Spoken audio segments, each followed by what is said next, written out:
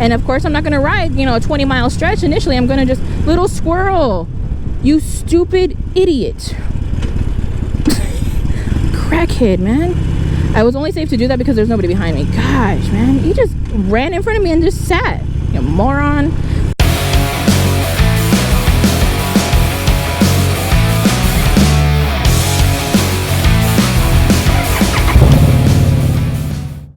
What's up, Riveter Nation? It's Halo Riveter coming at you live this great, phenomenal morning. All right, I bought a bike. Now what? All right, so I just wanted to kind of gear this, like I said, toward a from a new rider perspective.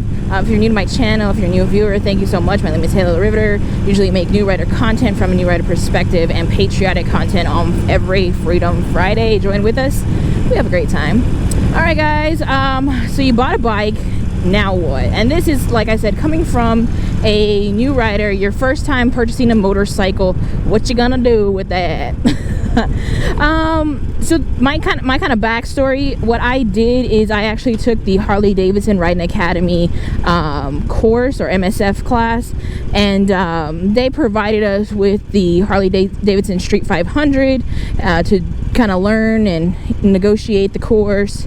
And it was a great bike. So initially going into it, I totally thought like, hey, my first bike is going to be an Iron 883. It's a perfect starter bike. However, when I went to the Harley Davidson class and I saw what the Street 500, how it packed a punch, I just was like, oh, this is more than enough bike for me. Like, truly, it's more than enough bike for me. At first, I was initially afraid of the bike because I sat on it and I saw the full weight. I've never sat on a motorcycle up until that point. Saw the full weight and you know, capability of that machine, and was like, oh heck no, there's no way I could be ripping through the streets of the greater Houston area looking like a bad ass on this thing. I'm gonna look like a fool. But I had to tell myself, you know, oh goodness. So I had to tell myself, no, we're gonna stick with the class. I got to rev the bike just like this, and sorry, I was like on a little incline. It's a real incline for me, guys. I know some of you guys come from like mountain hillless communities. I do not, so a little incline still beat my ass. All right, so like I said, I sat on the bike and I was like, oh my gosh, like this is gonna be ridiculous. There's no possible way. So when I actually finished the course successfully the first time, whoop, whoop, I'm gonna toot my own horn there. I was like, okay, like the Street 500 is definitely the way to go because that's more than enough bike for me to learn. Plus, I mean, this is coming from a beginner. So honestly, I didn't want to buy a bike that I thought was way too powerful for me and me just totally wreck it. At least with a starter bike, if I drop it, you know, if I go down, it's a starter bike. It's not my forever bike. I'm just learning on it. It's not a huge deal. And then Harley Davidson, no, I'm not sponsored by them, but they do this great thing where if you purchase a bike and then you go to trade it in within the first year, they will give you everything that you paid towards your first bike towards a new bike. So, and then one of my viewers actually asked, you know, do you have to pay the dealership fees and all that? Yes, you still have to pay dealership fees. It's a dealership. They're going to take you for what you got when they can. However, if you find a really good Harley Davidson that you trust, you know, they always work with you. They have great deals all the time. They're Harley Davidson, for the most part, is really good people, in my opinion. Look, we got a trike coming up on us. To each their own, man. To each their own. Oh, okay. He doesn't want to say hi. That's kind of rude. Fine. Cheater. 3 wheels. Anyways, off topic. So I bought my first bike, and what I did after that was practice. Now I'm telling you, okay, I'm finally gonna tell the story. Well, no, maybe I shouldn't. So I'm telling you, I was mortally terrified when I purchased this bike, and I acknowledge there was error in my ways. I should never have purchased the bike and taken it home on the bike. You know, I have a truck, but I didn't have ramps, so there's no way to get the bike home and off the truck. These things are monsters. So I purchased the bike, I took it home. It was a very scary day. And what I did is, in my neighborhood there was a empty cul-de-sac, so I was afforded a great opportunity with that empty cul-de-sac. So I took the empty cul-de-sac for what it was worth, and I just went. So it was literally across the street from my house where I live, And so I went to that cul-de-sac almost every day. And at first I was very diligent. Then I started getting frustrated with little things that I was unable to seem to comprehend or master in my puny little new rider mind. And so I was like, oh, I'm done. And my significant other was like, heck no, you bought this bike, you're going to learn on it, so go do it. So I was pushed early on to continue on, and I'm so thankful that I was. Shout out to my SO, you a beast. I was pushed to learn, and I did. So what I did initially was like what I had in the empty cul-de-sac, you can have at an empty parking lot. So what I would do is I saw what my faults were, so I kind of narrowed it down to my faults, which for me personally was stalling out the bike. And that guy had a mask and gloves on while riding the bike. Okay, no comment. So I would stall out the bike from, I couldn't like from a stop position go onto a full roll on without stalling the bike, and that's what hindered me a lot in my class too. I did just enough to pass the test.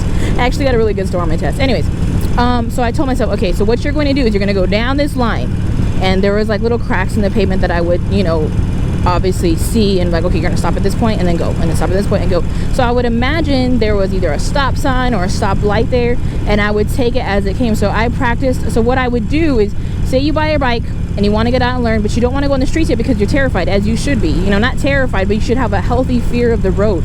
So what I would do is, like I said, isolate my fears, not only my fears, but isolate my weaknesses in riding that motorcycle and work on those weaknesses. And at that same rate, you're also going to get strengths in other areas while working on your weaknesses.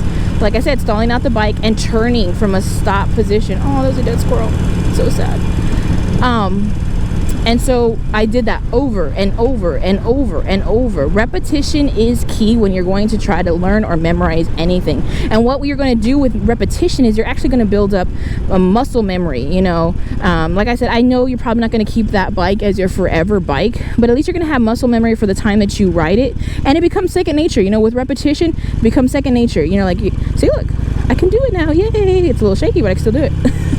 And then I gave myself the little victory. So even though it's a small thing in most people's eyes, like, oh my gosh, you didn't stall the bike from a stop position, that's great. No, to me, I'm like, oh yes, like I got it. And you have to give yourself those small victories, because at the end of the day, those small victories are going to lead up into big victories. I've always been one to say, set a bigger goal and isolate the smaller goals along the way that's going to get you to that bigger goal. And so I just wanted to bring you guys to see this beautiful little hidden gem. Oh, there's a ship out there too. I don't know if you guys can see it. It's a beautiful morning. So like I said, my biggest fear was, oh, wait, right here while they pass. If I'm out on the street, if I hit a stop sign or a stoplight, there is literally no way that I'm going to be able to take my bike and go. So what I would do is isolate that and work on it over and over and over until it becomes muscle memory and second nature, and it helps in the long run. And then you move on to the next thing. My biggest thing was not only starting from a stop position, but turning from a stop position. I'm still working on that, of course. And then what I would do is, what happened to me is my motorcycle, of course, ran out of gas. We still function on fossil fuels. We don't have the live wire. Name drop. So I was like, okay, I didn't want to be one who was like, I'm gonna go get a little gas can, fill up my bike, and then take her from there. Like, I did not want to be that person. I wanted to be able to ride on the street. Having a motorcycle is a pride and joyous thing to have, and riding on the street is a great thing to accomplish. I'm not saying if you're not ready, don't do it. However, I thought I wasn't ready for it, but I put on my big girl boots and I told myself, okay, you're gonna wake up early. I found a gas station that opened super early, and I practiced on the road. I went to the gas station like in literally, I think it was like 4:30 a.m. because there's nobody on the road, and on a Saturday. And from that I was like, oh my gosh, like this was a lot easier than I anticipated and that I was making out in my head to be. And that's what you're gonna find for the majority of the time. Like I said, I'm not advocating if you are very ill prepared and very, very terrified and fearful, do not go on the road like that, because you're gonna be a danger to yourself and you're gonna be a danger to fellow motorists, in cars and cages. So like I said, if you're fearful, that's different than just selling yourself short. If you're absolutely petrified, terrified, don't do it. Do not do it. You are going to freeze up and you are going to lock up. But if you have some confidence in your abilities and you have been practicing, then I promise you will be successful if you go out and do it. And sometimes you just have to do, you know, you have to grab the bull by the horn and just go. You have to grab your bike by the handlebars and just go, because I promise you, especially women riders, we tend to be more fearful, because I believe that, you know, having a motorcycle is more of a male dominated thing, and I'm not a huge like feminist, like, oh my gosh, men are bad. No, we are say like, well, it's not for us, it's too big. No, like, don't make excuses. You can do it. I promise you that you can 100% do it. So I went, I got gas, and I was like, oh, this is great. Like, this is not bad at all. So then the next weekend, what I did is I woke my butt up early again, and I would go travel up and down this one road that I found that was like almost, you know, like a wasteland in the morning time. And I was diligent every weekend. That was my thing. I would be up and out of the house by at least 4:30, 5 o'clock riding, 6 o'clock at the latest. If it hit 7 o'clock, I was like, oh no, that's too late. So I had motivation to meet my goals. You buy your bike, you practice, and you motivate yourself, and you can obtain any goal that you set your mind on. So now my current goal, which has been for a minute now, is these twisties that I've been doing up and down this road here. So I've kind of ventured out, you know, since I have gotten a little bit more confident in riding on the road. I still find roads that are, you know, not really inhabited by cars and cages, and I go and I practice on them. Like, you guys are probably so sick of these views because I'm always riding on these roads, but it's giving me the confidence that I need. And I do, like, of course I'm not recording these, I'm putting these videos out here, but I've taken my bike a few times to, you know, get my little errands done and go places. And I'm not putting these videos out because I know if I'm talking, I'm distracted. So I'm not really putting these videos out when I'm going out and doing things, because I don't want to be distracted and, you know, be a danger to myself, so, and other people on the road. Oh, we need gas. Great. So I have, you know, gotten feats, and I have gotten out there in traffic and, you know, just gone for it. And I'm very, very happy. I'm very happy with the accomplishments that I have. Like I said, I'm not one to say, well, oh my gosh, you accomplished one little goal and be like, oh, okay, like, it's time for me to go on the freeway. Heck no, I to this day still haven't ridden on the freeway. I'm not saying you can't, you know, everybody's timeline is different. That's what I love about riding a motorcycle. You map out your destiny. You choose what kind of bike you want, you choose when you're going to learn, how you're going to learn, and, you know, where you go from there. You literally map out what you want. So for me, my timeline is I've been seriously riding since about June of 2020, and now we're in October, so a few months.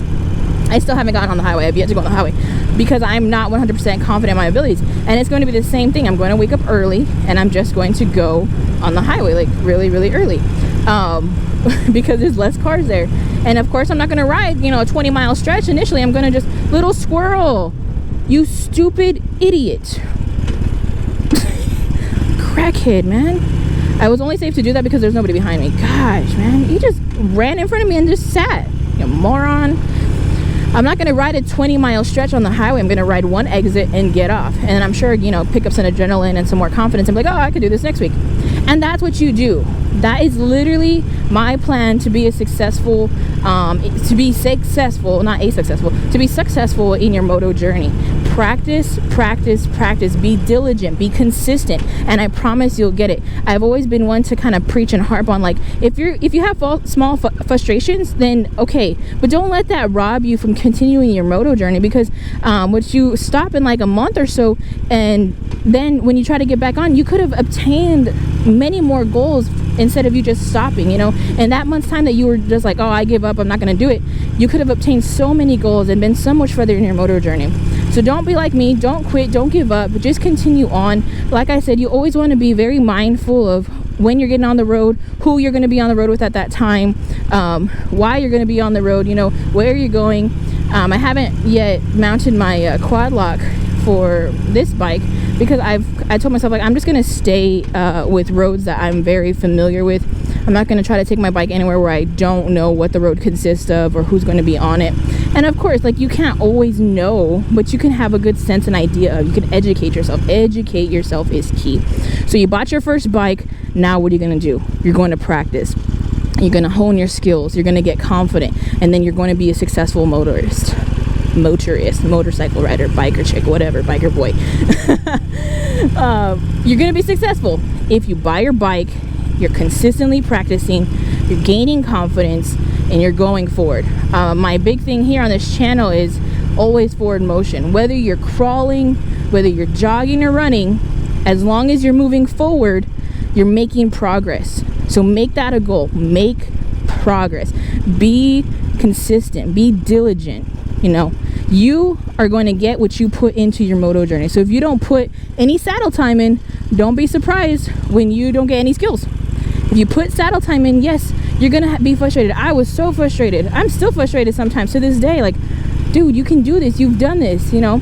But things happen, you know. Your mindset is different every single ride. You have to correct your mindset. Put your mindset right. Get your mind right before you ride. Don't let fear completely cripple you and rob you of anything. All right, guys. I hope you guys learned something. If you like this video, please give me the thumbs up. If you liked me, go ahead and hit that subscribe button. Hit the bell icon. It'll alert you when I drop my next videos.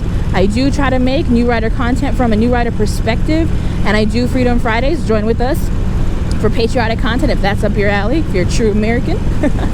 Because all Americans must be true. We are all Americans. Black, white, red, blue. We all bleed America. All right, I hope you guys have a great rest of your day, weekend, night, whatever, wherever this video finds you, and I'll hopefully see you on the next one. Be good. Bye.